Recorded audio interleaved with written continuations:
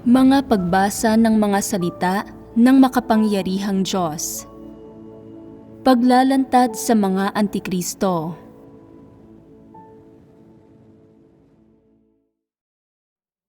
Ikatlong Excursus. Kung paano nakinig sina Noe at Abraham sa mga salita ng Diyos at sumunod sa Kanya. Ikalawang bahagi. Gaano katagal binuo ni Noe ang arka matapos siyang utusan ng Diyos na gawin iyon? 120 taon. Sa loob ng 120 taon na ito, ginawa ni Noe ang isang bagay. Binuo niya ang arka at kinalap ang iba't ibang uri ng may buhay na nilikha. At bagamat iisang bagay lamang ito, hindi maraming iba't ibang gawain, ang isang bagay na ito ay nangailangan ng napakalaking trabaho. Ano ang layo ng paggawa nito? Bakit niya binuo ang arkang ito? Ano ang pakay at kabuluhan ng paggawa nito? Iyon ay upang ang bawat uri ng nabubuhay na nilalang ay makaligtas kapag winasak ng Diyos ang mundo sa pamamagitan ng baha. Kaya, ginawa ni Noe ang kanyang ginawa para maghandang iligtas ang bawat uri ng may buhay na nilikha bago wasakin ng Diyos ang mundo. At para sa Diyos, napaka-apurahan ba ng usaping ito? Sa tono ng pananalita ng Diyos at sa diwa ng iniutos ng Diyos, narinig ba ni Noe ang pag-aapura ng Diyos at naagaran ang layunin niya? Sabihin na, halimbawa, na sinabihan kayo, parating na ang salot. Nagsimula na ito sa mundo sa labas. Mayroon kayong gagawing isang bagay at bilisan ninyo ito. Magmadali kayong bumili ng pagkain at mga mask. Iyon lamang. Ano ang naririnig ninyo rito? Madalian ba ito? Kaya kailan ito dapat gawin? Dapat ba kayong maghintay hanggang sa susunod na taon, sa taong kasunod pa noon, o ilang taon mula ngayon? Hindi. Ito ay isang madali ang gawain, isang mahalagang bagay. Isantabi ang lahat ng iba pa at asikasuhin muna ito. Ito ba ang naririnig ninyo mula sa mga salitang ito? Kaya ano ang dapat gawin ng mga mapagpasakop sa Diyos? Dapat nilang isantabi kaagad ang kasalukuyang gampanin nila. Wala nang iba pang mahalaga. Apuradong-apurado ang Diyos tungkol sa bagay na kakautos lang niyang gawin. Wala sila dapat na aksayahing oras sa paggawa at pagsasakatuparan ng gampanin na agaran para sa Diyos at pinagkakaabalahan ng Diyos. Dapat nila itong kumplituhin bago isagawa ang ibang mga trabaho. Ito ang ibig sabihin ng pagpapasakop. Ngunit kung susuriin mo ito sa pag-iisip na parating ang isang salot, kumakalat ba ito? Kung kumakalat ito, hayaan lamang itong kumalat. Hindi ito kumakalat sa atin. Kung mangyari iyon, saka na lang natin ito harapin. Pagbili ng mga mask at pagkain, palaging may nabibiling mga mask at hindi mahalaga kung magsuot ka nito o hindi. May pagkain pa rin naman tayo ngayon. Bakit mo iyon inaalala? Bakit ka nagmamadali? Maghintay ka lang hanggang sa makarating dito ang salot. May iba pa tayong gagawin sa ngayon. Pagpapasakop ba ito? Ano ito? Kolektibo itong tinatawag na paghihimagsik. Sa mas partikular, ito ay pagsasawalang bahala, pagkontra, pag-aanalisa, at pagsusuri. Gayon din ang pagkakaroon ng pagkasuklam sa puso ng isang tao. Iniisip nila na hindi ito maaaring mangyari kailanman at hindi sila nananampalataya na totoo ito. Mayroon bang tunay na pananalig sa gayong saloobin? Ang kabuuan nilang katayuan ay ganito, patungkol sa mga salita ng Diyos at sa katotohanan. Walang paltos na mayroon silang saloobing magmabagal, magsawalang bahala, magpabaya. Sa puso nila, hindi nila talaga ito itinuturing na mahalaga. Iniisip nila, makikinig ako sa mga bagay na sinasabi mo na nauugnay sa katotohanan at sa iyong matatayog na sermon. Hindi ako mag-aatubiling isulat ang mga ito para hindi ko malimutan ang mga ito. Pero hindi nauugnay sa katotohanan ang mga bagay na sinasabi mo tungkol sa pagkain at mga mask. Kaya pwede kong tanggihan ang mga ito, pwede kong kutyain ang mga ito sa puso ko, at pwede kitang tratuhin ng may saloobin ng pagsasawalang bahala at pagpapabaya. Sapat nang nakikinig ako gamit ang aking mga tenga. Ngunit wala kang pakialam sa iniisip ko sa puso ko. Wala kang kinalaman dito. Ganito ba ang saloobin ni Noe sa mga salita ng Diyos? Hindi. Ano ang nagpapakita na hindi siya ganito? Kailangan nating pag-usapan ang tungkol dito. Ituturo nito sa iyo na ibang-iba ang saloobin ni Noe sa Diyos. At may mga totoong pangyayaring nagpapatunay rito. Noong panahon na wala pang industriya, noong ang lahat ng bagay ay kailangang isagawa at kumpletuhin ng mano-mano, ang bawat mano-manong gawain ay napakahirap gawin at nangangailangan ng maraming oras. Nang marinig ni Noe ang atas ng Diyos, nang marinig niya ang lahat ng bagay na inilarawan ng Diyos, nadama niya ang kaseryosohan ng bagay na ito at ang kalubhaan ng sitwasyon. Alam niya na wawasakin ng Diyos ang mundo. At bakit niya gagawin ito? Dahil napakasama ng mga tao, hindi sila nanampalataya sa salita ng Diyos at itinatwa pa nga nila ang salita ng Diyos at kinasuklaman ng Diyos ang sangkatauhang iyon. Kinasuklaman ba ng Diyos ang sangkatauhang iyon ng 1 o 2 araw lamang? Sinabi ba ng Diyos nang biglaan na, hindi ko gusto ngayon ang sangkatauhang ito. Wawasakin ko ang sangkatauhang ito, kaya simulan mo na at gawan ako ng arka? Ito ba ang nangyari? Hindi. Matapos marinig ang mga salita ng Diyos, naunawaan ni Noe ang ibig iparating ng Diyos. Hindi kinasuklaman ng Diyos ang sangkatauhang iyon ng 1 o 2 araw lamang. Determinado siyang wasakin ito upang makapagsimulang muli ang sangkatauhan. Ngunit sa pagkakataong ito, hindi nais ng Diyos na muling lumikha ng isa pang sangkatauhan.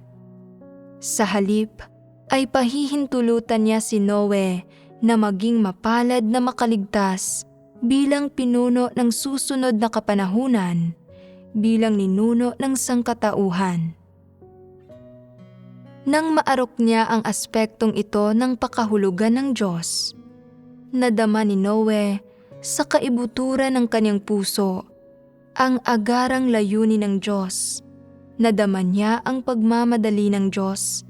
Kaya nga, nang magsalita ang Diyos, bukod pa sa pakikinig ng mabuti, maigi at masigasig, may nadama si Noe sa kanyang puso. Ano ang nadama niya? Pagmamadali. Ang emosyong dapat madama ng isang tunay na nilikha matapos pahalagahan ang agarang layunin ng lumikha. Kaya nga, ano ang naisip ni Noe sa kanyang puso nang utusan siya ng Diyos na gumawa ng arka? Naisip niya, mula ngayon, walang kasing halaga ng paggawa ng arka. Walang kasing halaga at madalian kaysa rito.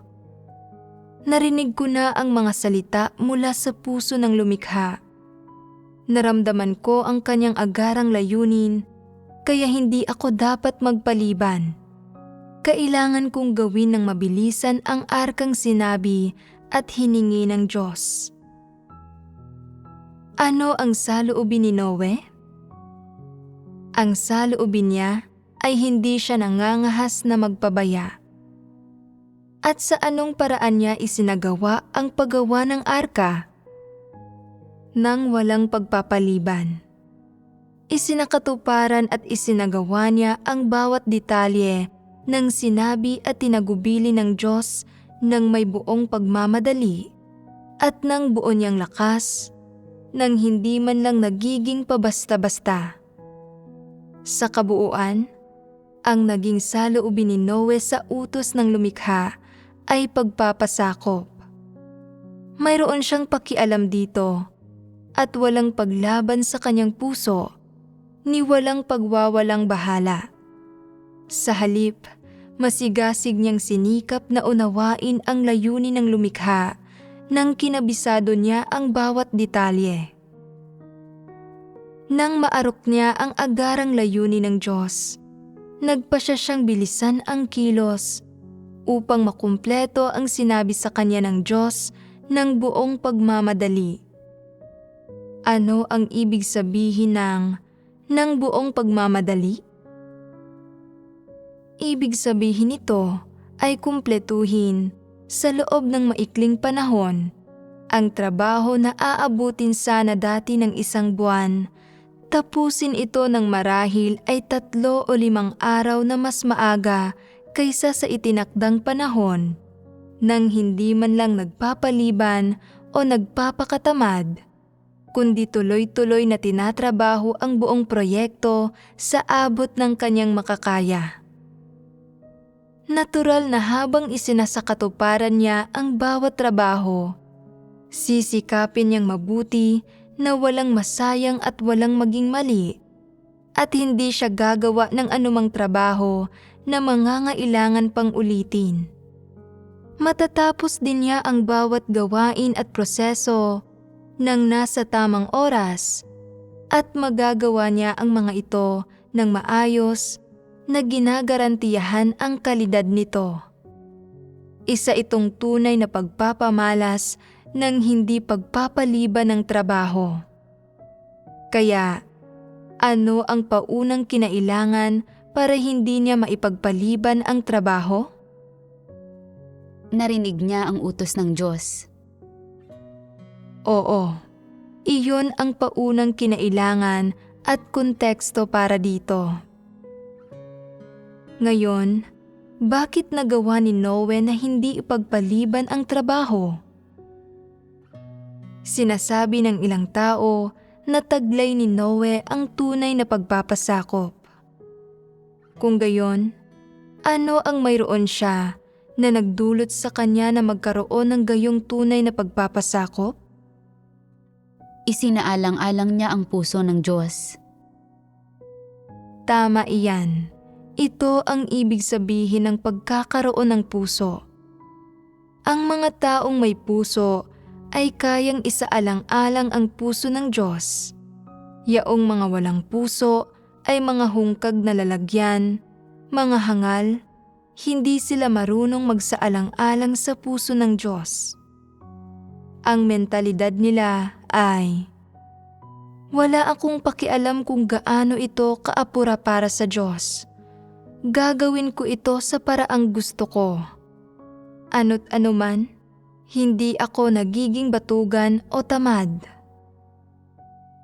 Ang ganitong uri ng saloobin, ang ganitong uri ng pagiging negatibo, ang lubos na kawalan ng pagiging maagap, hindi ito isang taong nagsasaalang-alang sa puso ng Diyos, ni hindi niya nauunawaan kung paano isaalang-alang ang puso ng Diyos.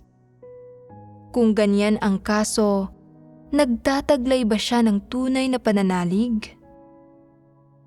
Talagang hindi. Isinasaalang-alang ni Noe ang puso ng Diyos. May tunay siyang pananalig, kaya't nagawa niyang tapusin ang atas ng Diyos.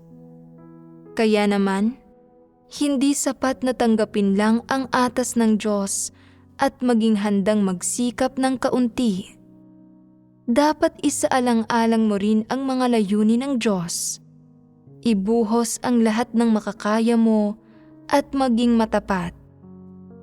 Kung saan kailangan mong magkaroon ng konsensya at katwiran, ito ang dapat taglayin ng mga tao at ito ang nasumpungan kay Noe. Ano ang masasabi ninyo? Para magawa ang ganoon kalaking arka noong panahong iyon, ilang taon kaya ang aabutin kung nagmabagal si Noe at siya ay walang nadamang pagmamadali, walang pag-aalala, walang kahusayan? Matatapos kaya ito sa loob ng 100 taon? Maaari itong abutin ng ilang henerasyon ng patuloy na paggawa.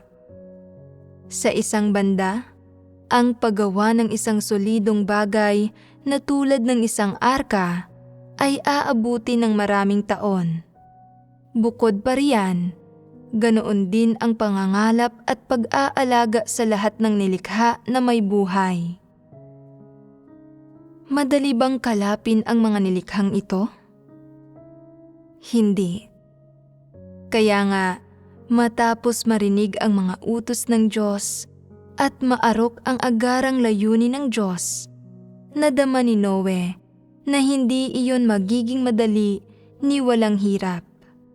Natanto niya na kailangan niya itong isakatuparan ayon sa mga kagustuhan ng Diyos at kumpletuhin ang atas na ibinigay ng Diyos upang mapalugod at mapanatag ang loob ng Diyos, upang ang sumunod na hakbang ng gawain ng Diyos ay makapagpatuloy ng maayos. Gayon ang puso ni Noe.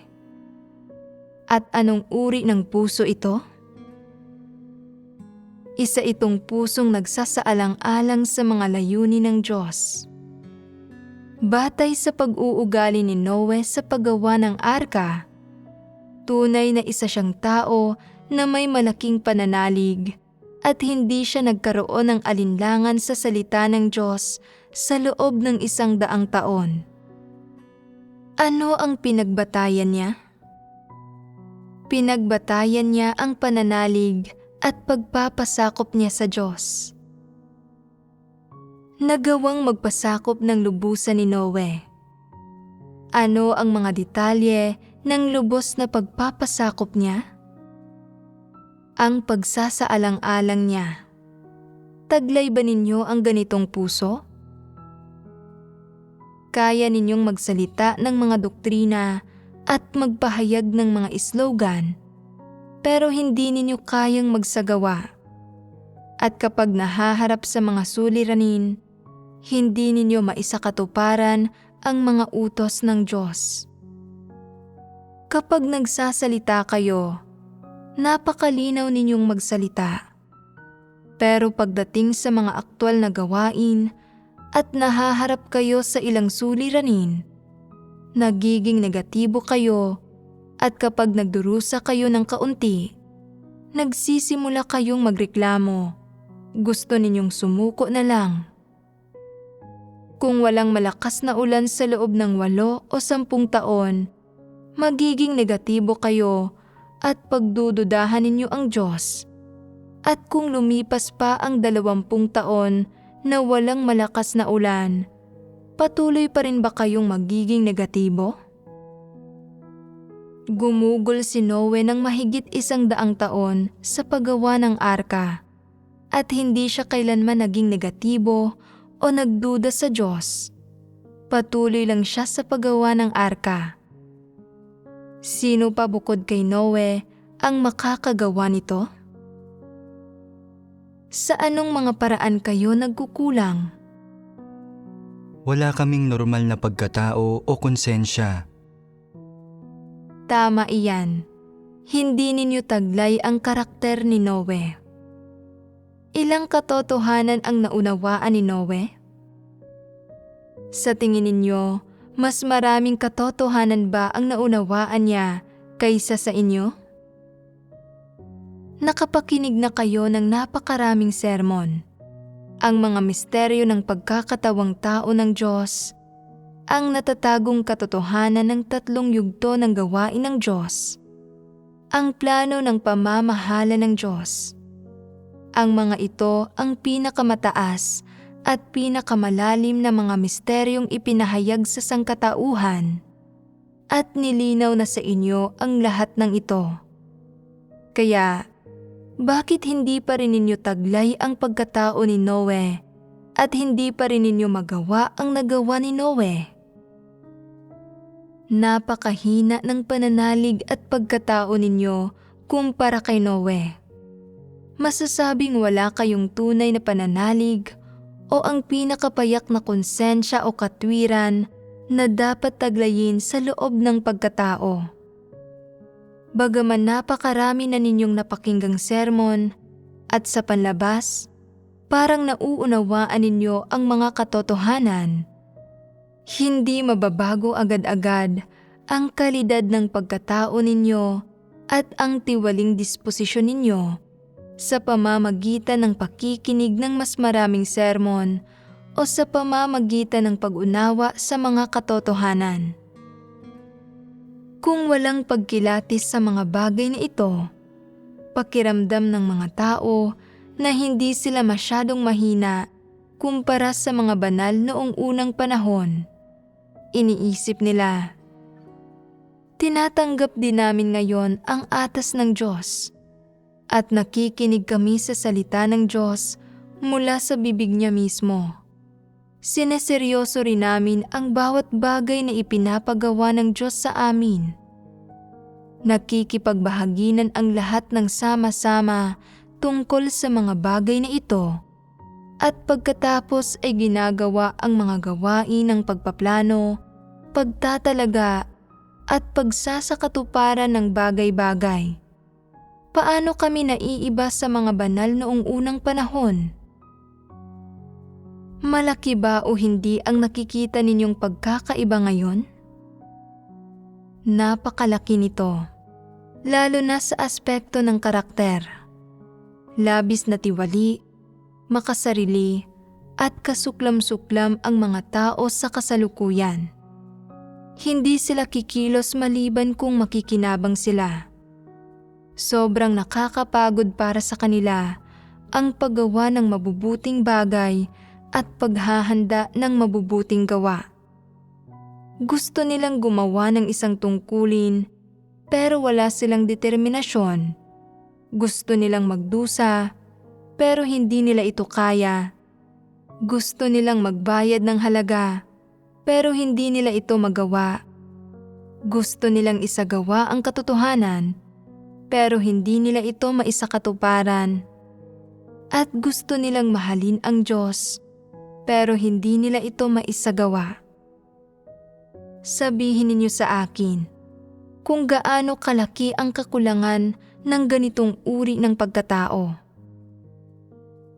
Gaano karaming katotohanan ang kailangang maunawaan at taglayin para mapunan ito? Katatapos lamang nating magbahaginan tungkol sa pagsasaalang-alang ni Noe sa mga layunin ng Diyos, na isang mahalagang bahagi ng kanyang pagkatao. Mayroon pang isa. Ano iyon? Matapos marinig ang mga salita ng Diyos, nalaman ni Noe ang isang katotohanan. Kaya nalaman din niya kung ano ang plano ng Diyos. Ang plano ay hindi ang simpleng bumuo ng arka para magsilbing isang bantayog o lumikha ng isang amusement park o gumawa ng isang malaking gusali bilang isang tanda sa lugar. Hindi ganoon iyon. Mula sa sinabi ng Diyos, alam ni Noe ang isang katunayan. Kinasusuklaman ng Diyos ang sangkatauhang ito, nabuktot at napagdesisyonan niya na lipulin ang sangkatauhang ito sa pamamagitan ng baha. Samantala, ang mga mananatiling buhay sa sumunod na panahon ay ililigtas ng arkang ito mula sa mga baha. Tutulutan itong makaligtas sila. At ano ang pangunahing issue sa katotohanan ito? Nawawasaki ng Diyos ang mundo sa pamamagitan ng baha at layo niyang bumuo ng arka si Noe at manatiling buhay. At ang bawat uri ng nilikha na may buhay ay manatiling buhay. Ngunit malilipol ang sangkatauhan. Malaking bagay ba ito? Hindi ito maliit na bagay na pampamilya, ni hindi ito maliit na bagay tungkol sa isang individual o isang tribo. Sa halip, sangkot dito ang isang malaking operasyon. Anong uri ng malaking operasyon? Isang operasyong may kaugnayan sa plano ng pamamahala ng Diyos. May gagawing malaking bagay ang Diyos. Isang bagay na sangkot ang buong sangkatauhan at may kaugnayan sa kanyang pamamahala, sa kanyang saloobin sa sangkatauhan at sa kapalaran nito. Ito ang ikatlong impormasyon na nalaman ni Noe nang ipagkatiwala sa kanya ng Diyos ang trabahong ito. At ano ang naging saloobin ni Noe nang marinig niya ito mula sa mga salita ng Diyos? Siya ba ay nanampalataya, nagduda, o lubos na hindi makapaniwala? Nanampalataya. Hanggang saan ang kanyang pinaniwalaan? At anong mga katotohanan ang nagpapatunay na pinaniwalaan niya ito? Nang marinig niya ang mga salita ng Diyos, sinimulan niyang isagawa ang mga ito at binuo ang arka tulad ng sinabi ng Diyos na nangangahulugan na ang kanyang saloobin sa mga salita ng Diyos ay ang manampalataya. Mula sa lahat ng ipinakita ni Noe, mula sa antas ng pagsasagawa at pagsasakatuparan matapos tanggapin ni Noe ang ipinagkatiwala sa kanya ng Diyos, hanggang sa katotohanan ng naisagawa sa huli, makikita na lubos ang pananampalataya ni Noe sa bawat salitang binigkas ng Diyos. Bakit may lubos siyang pananampalataya? Bakit wala siyang mga pagdududa? Paano nangyari na hindi niya sinubukang magsuri, na hindi niya sinuri ito sa kanyang puso? Sa ano ito nauugnay? Pananalig sa Diyos. Tama iyan. Ito ang tunay na pananalig ni Noe sa Diyos. Sa makatwid, pagdating sa lahat ng bagay na sinabi ng Diyos at sa kanyang bawat salita, hindi lamang pinakinggan at tinanggap ni Noe ang mga ito. Sa halip, ay mayroon siyang tunay na kaalaman at pananalig sa kaibuturan ng kanyang puso. Bagamat hindi sinabi sa kanya ng Diyos ang iba't ibang detalye, tulad ng kailan darating ang mga baha, o ilang taon ang lilipas bago dumating ang mga ito, o gaano kalaki ang mga bahang ito, o ano ang magiging hitsura ng mundo pagkatapos itong wasaki ng Diyos. Nanampalataya si Noe na lahat ng sinabi ng Diyos ay nagkatotoo na.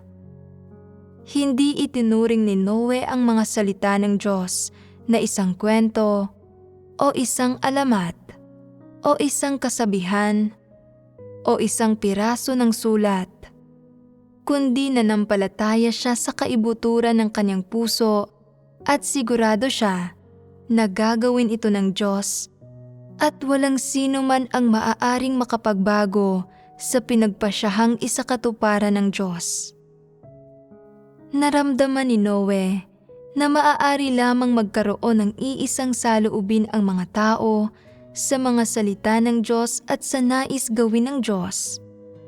Iyon ay ang tanggapin ang katunayang ito, magpasakop sa utos ng Diyos, at tumulong sa mga gawaing hinihingi ng Diyos na tumulong sila.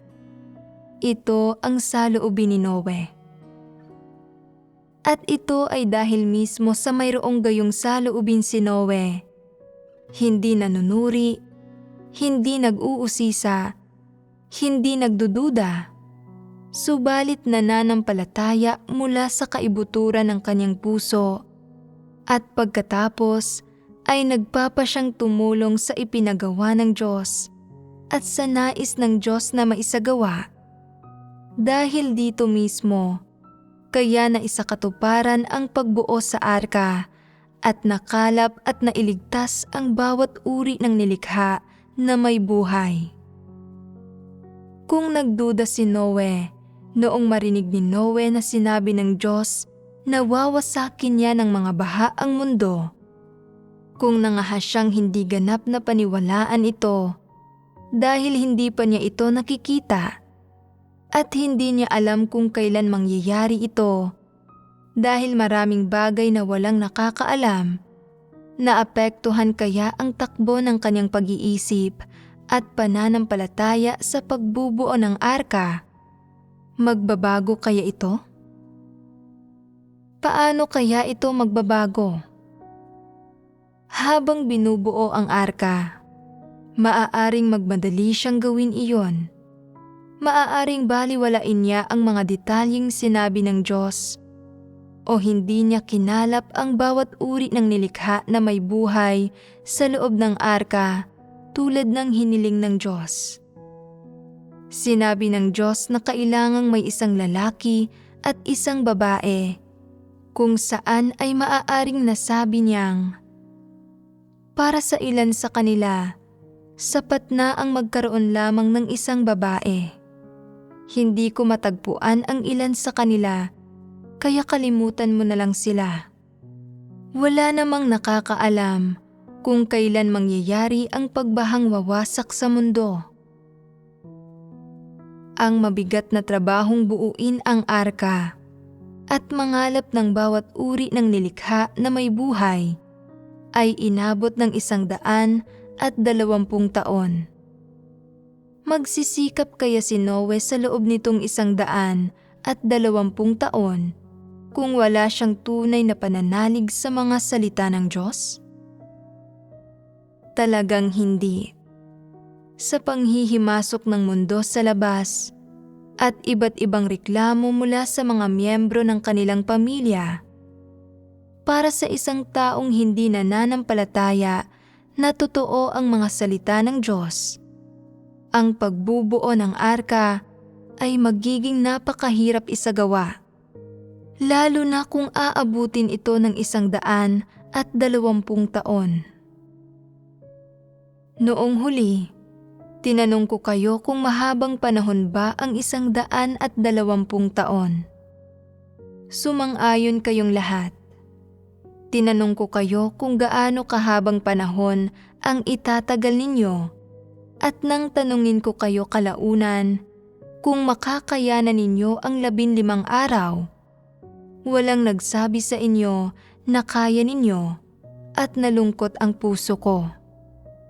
Labis kayong napakahina kumpara kay Noe. Hindi kayo kapantay ng isang buhok sa kanyang ulo.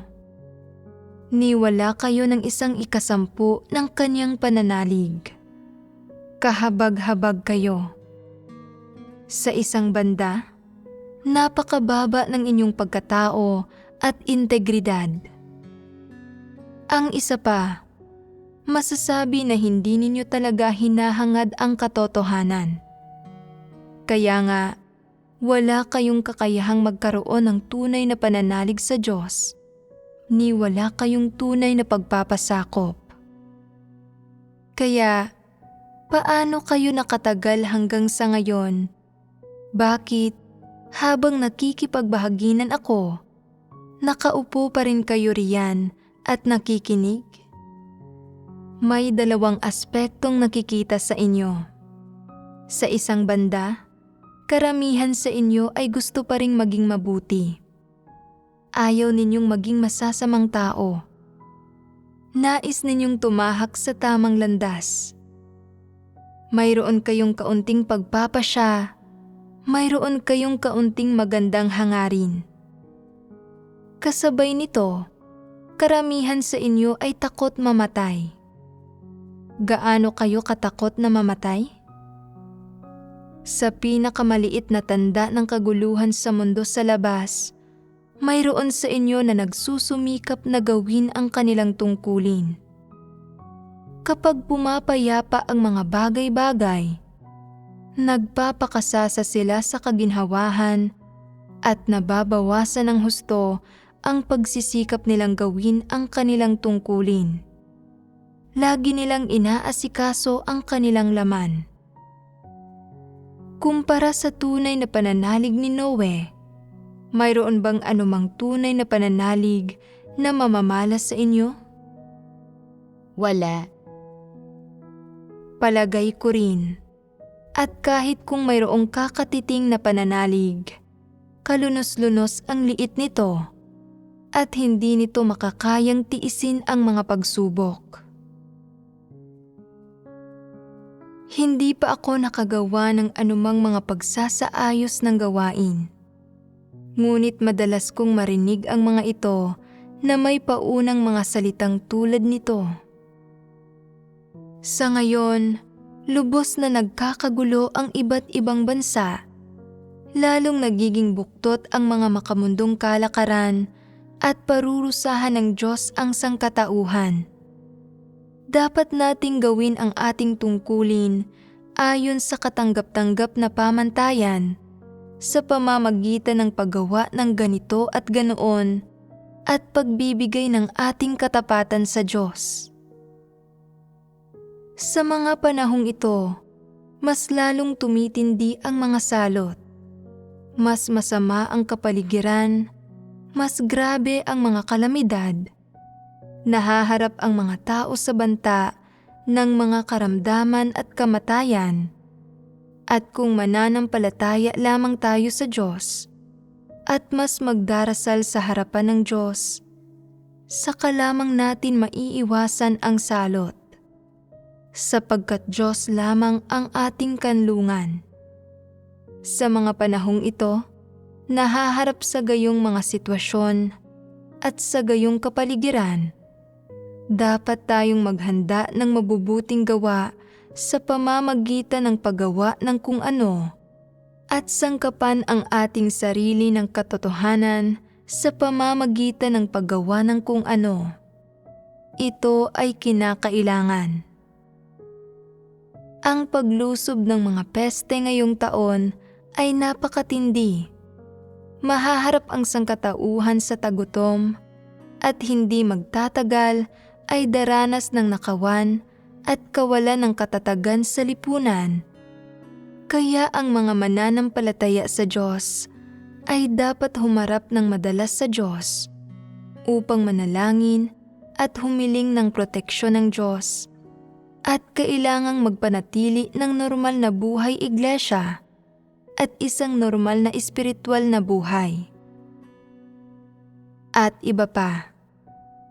At pagkatapos, kapag nasabi na ang paunang salita, nagsisimula ang partikular na mga pagsasaayos. Sa bawat pagkakataon, Ang mga paunang salitang ito ay gumanap ng napapanahon at mahalagang papel sa pananalig ng mga tao. Kaya iniisip ko, hindi ba isasagawa ang mga pagsasaayos ng gawain kung hindi nagawa ang mga paunang salita at pahayag na ito? Kung wala ang mga paunang salitang ito, hindi ba magiging mga pagsasaayos ng gawain ang mga pagsasaayos ng gawain? Hindi ba magkakaroon ng dahilan para ilabas ang mga ito? Ang sagot sa mga tanong na ito ay siguradong hindi. Ang nais kong malaman ngayon ay, ano ang layunin ng mga tao sa pananampalataya sa Diyos? Ano ba talaga ang kabuluhan ng kanilang pananalig sa Diyos? Nauunawaan ba nila o hindi ang mga katotohanan na nais isagawa ng Diyos? Paano dapat tratuhin ng mga tao ang mga salita ng Diyos? Paano nila dapat tratuhin ang lahat ng iniuutos ng lumikha? Mahalaga bang isaalang-alang ang mga tanong na ito? Kung si Noe ang gagamiting pamantayan para sukatin ang mga tao, ang aking pananaw ay wala ni isa sa kanila ang karapat-dapat na tawaging nilikha. Hindi sila magiging karapat-dapat na humarap sa Diyos. Kung ang pananalig at pagpapasakop ng mga tao ngayon ay susukatin sa saloobin ng Diyos kay Noe at sa mga pamantayang ginamit ng Diyos sa pagpili kay Noe, masisiyahan ba ang Diyos sa kanila? Napakalayo pa nila. Palaging sinasabi ng mga tao na nananampalataya at sumasamba sila sa Diyos. Ngunit paano namamalas sa kanila ang pananalig at pagsambang ito? Ang totoo, na ipapamalas ito sa kanilang pag-asa sa Diyos, sa kanilang mga kahilingan sa Kanya, gayon din sa kanilang totoong paghihimagsik laban sa Kanya, at maging ang pangmamaliit nila sa Diyos na nagkatawang tao. Maituturing ba ang lahat ng ito na paghamak ng sangkatauhan sa katotohanan at hayagang paglabag sa prinsipyo? Iyan sa katunayan ang nangyayari. Ito ang diwa nito. Tuwing nilalaman ng mga pagsasaayos ng gawain ang mga salitang ito, nadaragdagan ang pananalig ng mga tao. Tuwing naglalabas ng mga pagsasaayos ng gawain, kapag natatanto ng mga tao ang mga hinihingi at kabuluhan ng mga pagsasaayos ng gawain at nakakaya nilang isagawa ang mga iyon, naniniwala sila na nadaragdagan ang antas ng kanilang pagpapasakop na mayroon na sila ngayong pagpapasakop. Ngunit, sa totoo lang, talaga bang nagtataglay sila ng pananalig at tunay na pagpapasakop? At ano ba itong pinaniniwala ang pananalig at pagpapasakop kapag sinukat ayon sa pamantayan ni Noe? Isang uri ng transaksyon sa totoo lang. Paano ito posibleng maituturing na pananalig at tunay na pagpapasakop? Ano itong tinatawag na tunay na pananalig ng mga tao? Narito na ang mga huling araw. Sana ay kumilos kaagad ang Diyos. Napakalaking pagpapala na naririto ako kapag wawasakin na ng Diyos ang mundo, na magiging sapat ang swerte ko na manatiling buhay at hindi magdusa ng mga pamiminsala ng pagkawasak. Napakabuti ng Diyos. Mahal na mahal niya ang mga tao. Napakadakila ng Diyos. Itinaas niya ng husto ang tao ang Diyos ay talagang Diyos. Diyos lamang ang makagagawa ng gayong mga bagay. At ang tinatawag nilang tunay na pagpapasakop? Lahat ng sinasabi ng Diyos ay tama. Gawin ang anumang sabihin niya. Kung hindi, masasadlak ka sa kapahamakan at magiging katapusan na ng lahat sa iyo. Walang sino mang makapagliligtas sa iyo.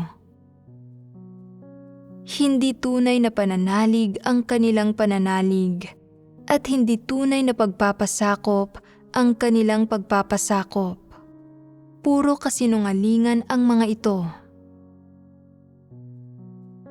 Ngayon, halos lahat sa mundo ay alam ang pagbuo ng arka ni Noe, hindi ba? Ngunit ilang tao ang nakakaalam ng natatagong kwento nito. Ilang tao ang nakakaunawa sa tunay na pananalig at pagpapasakop ni Noe? At sino ang nakakaalam at may pakialam kung ano ang pagsusuri ng Diyos kay Noe? Walang sino man ang pumapansin dito. Ano ang ipinapakita nito? Ipinapakita nito na hindi hinahangad ng mga tao ang katotohanan at hindi nila minamahal ang mga positibong bagay. Noong huli, matapos kong makipagbahaginan sa mga kwento ng dalawang taong ito, binalikan ba ng sino man ang Biblia para basahin ang mga detalye ng mga kwentong ito? Naantig ba kayo nang marinig ninyo ang mga kwento ni Noe, Abraham at Job? Oo. Naiinggit ba kayo sa tatlong taong ito? Gusto ba ninyong maging katulad nila? Oo. Kaya, nagdaos ba kayo ng detalyadong mga pagbabahaginan tungkol sa mga kwento nila at tungkol sa diwa ng kanilang pag-uugali, ng kanilang saloobin sa Diyos, at ng kanilang pananalig at pagpapasakop? Saan dapat magsimula ang mga taong nais maging katulad ng ganitong uri ng mga tao? Matagal na simula ng una kong nabasa ang kwento ni Job, at nauunawaan ko rin ng kaunti ang mga kwento ni Noe at Abraham. Sa tuwing binabasa at iniisip ko sa puso ko ang tungkol sa ipinakita ng tatlong lalaking ito, ang sinabi at ginawa ng Diyos sa kanila, at ang kanilang iba't ibang saloobin, pakiramdam ko ay mapapaluha ako. Naaantig ako. Kaya, ano ang nakaantig sa inyo nang basahin ninyo ang mga ito? Matapos kong mapakinggan ang pagbabahaginan ng Diyos, nalaman ko sa wakas na habang dumaranas ng kanyang mga pagsubok si Job, inisip niya na nagdurusa ang Diyos para sa kanya. At dahil ayaw niyang magdusa ang Diyos, isinumpa niya ang mismong araw ng kanyang kapanganakan. Sa tuwing binabasa ko ito, nararamdaman ko na talagang isinasaalang-alang ni Job ang mga layunin ng Diyos at labis akong naaantig. Ano pa? Dumaan sa napakaraming paghihirap si Noe noong ginagawa niya ang arka, pero nagawa pa rin niyang magpakita ng pagsasaalang-alang sa mga layunin ng Diyos. Pinagkalooban ng anak si Abraham sa edad na 100 at labis siyang natuwa, pero nang hilingin ng Diyos na ihandog niya ang kanyang anak, nagawa niyang sumunod at magpasakop, pero hindi namin magawa iyon. Wala kami ng pagkatao, konsensya o katwiran na taglay ni Noe o ni Abraham. Napupuno ako ng paghanga kapag binabasa ko ang mga kwento nila at mga huwaran sila na dapat naming tularan. Noong huli kang nakipagbahaginan, Nabanggit mo na nagawang magpursigi ni Noe sa loob ng 120 taon sa paggawa ng arka at natapos niya ng perpekto ang mga bagay na iniutos sa kanya ng Diyos at hindi niya binigo ang mga inaasahan ng Diyos. Sa paghahambing nito sa saloobin ko sa tungkulin ko, nakikita ko na wala akong kahit kaunting pagtitiyaga. Dahil dito, nakukonsensya ako at naaantig. Naaantig kayong lahat, hindi ba? Hindi mo na natin pagbabahaginan ang paksang ito sa ngayon. Tatalakayin natin ang lahat ng ito kapag natapos na natin ang mga kwento ni Noe at Abraham.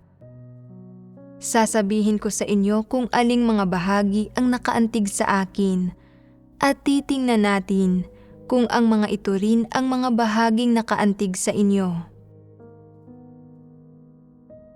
Katatapos lang nating magbahaginan tungkol sa tunay na pananalig ni Noe sa Diyos.